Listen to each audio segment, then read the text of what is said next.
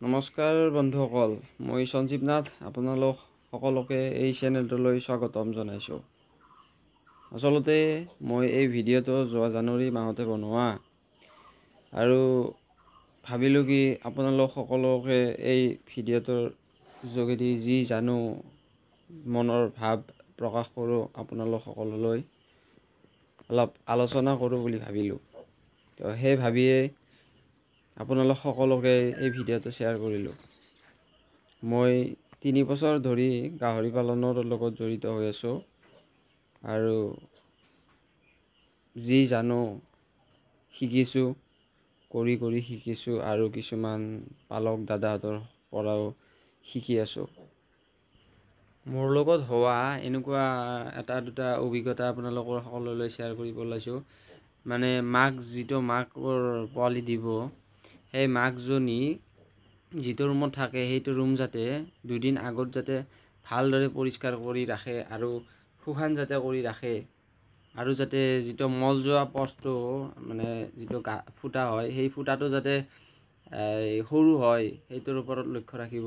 নহ'লে কেতিয়াবা ৰাতি পোৱালি হ'লে কেতিয়াবা নাথাকিলে মানুহ, তো সেই পোৱালিবিলাক মানে বাহিৰলৈ ওলাই যায়, মৃত্যুৰ মুখতো পৰিব পাৰে। তো সেনেকুৱা মোৰ লগতো হৈছিল যোৱা বছৰ।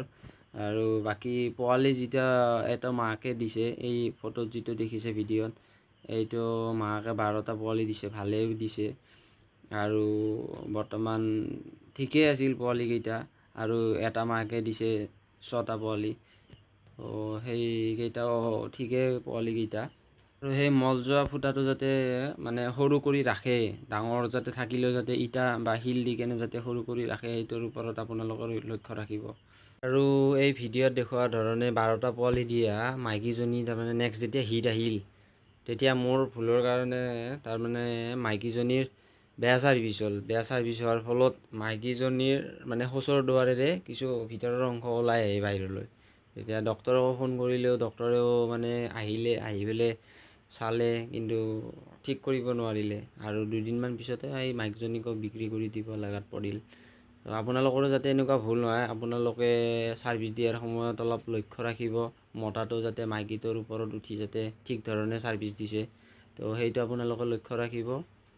আৰু চাফ চিকুণ কৰি অলপ ডক্তৰৰ পৰা পৰামৰ্শ ল'ব পাৰে, ডক্তৰে শিকাই দিব নিজৰ পৰিষ্কাৰ হাতেৰে কেনেকৈ নিজেও মানে সহায় কৰিব পাৰে মতাটোক, তো সেইটো শিকাই দিব ডক্তৰে।